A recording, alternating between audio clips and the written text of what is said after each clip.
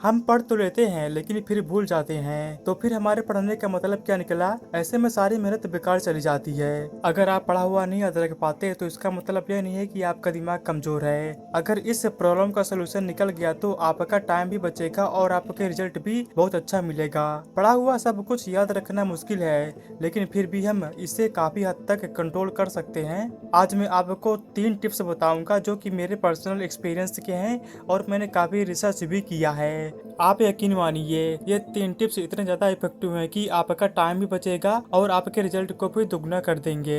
तो tip number 1, study less study good. कम पढ़ो लेकिन अच्छा पढ़ो। आपने 80-20% रूल के बारे में तो सुना होगा। इस रूल में बताया गया है कि आप सिर्फ 20% कामों पर फोकस करो, आपको 80% रिजल्ट यही मिलेंगे। और यह रूल आपकी पढ़ाई में भी और आपके एग्जाम में भी लागू होता है। और सबसे इम्पोर्टेंट फैक्ट, 80% रिजल्ट 20% एक्शन से मिलेगा।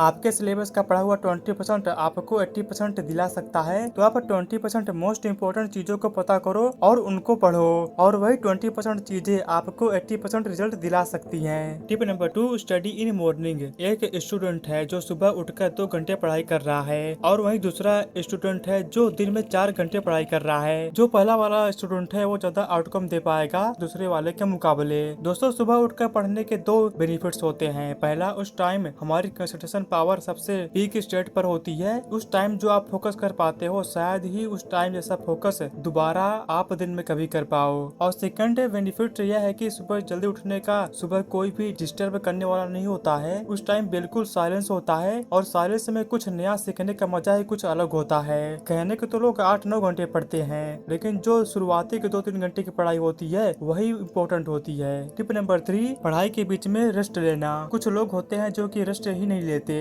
और कुछ लोग इतना लंबा रेस्ट लेते हैं कि उनकी पूरी जिंदगी रेस्ट लेने में ही निकल जाती है। आपको पढ़ाई के दौरान कितना रेस्ट लेना चाहिए यह आप खुद पता करो। आपको फिर से एनर्जी प्रोड्यूस करने के लिए कितना टाइम चाहिए यह आपको अलावा कोई नहीं बता सकता है। जितनी इम्पोर्टेंस हम अपनी पढ़ाई को देते हैं उतनी इम्पोर्टेंस हमें खुद के हेल्थ को भी देनी चाहिए, क्योंकि हेल्थ ही वो चीज है जिसकी वजह से हम पढ़ पा रहे हैं। तो इसलिए अगर हम काम कर रहे हैं तो काम के बीच में रेस्ट लेना चाहिए।